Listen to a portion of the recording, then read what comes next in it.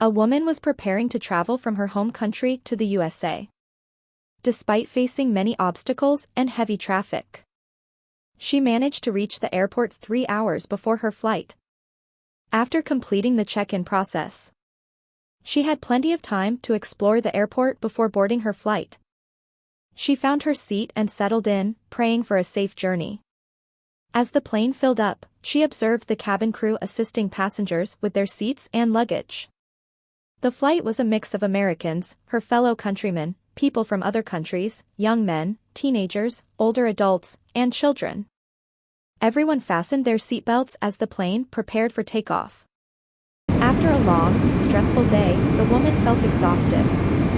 Following the in-flight refreshments and meal, she took a nap. She awoke feeling sweaty, noticing others were uncomfortable too. Some young men even took off their shirts due to the heat. Fortunately, the air conditioning soon kicked in, providing much-needed relief. Later, she dozed off again, only to wake up feeling like she was on a bus. Realizing it wasn't a dream, she noticed the plane was shaking and in landing mode. The pilot reassured everyone to fasten their seatbelts, stating there was no danger. The plane taxied on the runway for an unusually long time. A commotion broke out 3 seats ahead of her. An American man in his mid-40s was screaming and shouting. A young man from her home country, along with a flight attendant, approached him. The young man helped remove the American's shirt, revealing a bleeding wound near his shoulder. The flight attendant provided first aid, and the young man administered a temporary dressing. Within minutes, the man, John, started to feel better. The pilot continued to reassure the passengers, urging them to remain seated and calm. The plane eventually took off after a steep descent, and the passengers felt a wave of relief.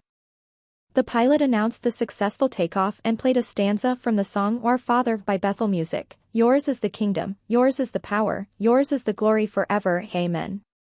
Many passengers, including the woman, sang along, feeling a sense of unity and gratitude.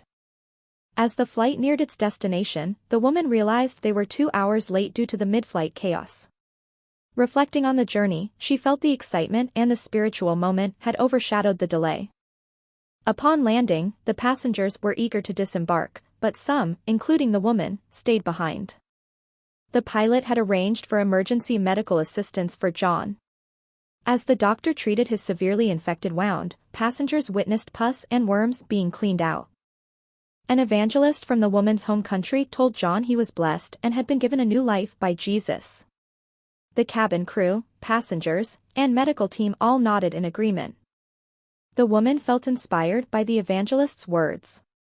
She realized that it's not about the place or time but seeing God's work everywhere.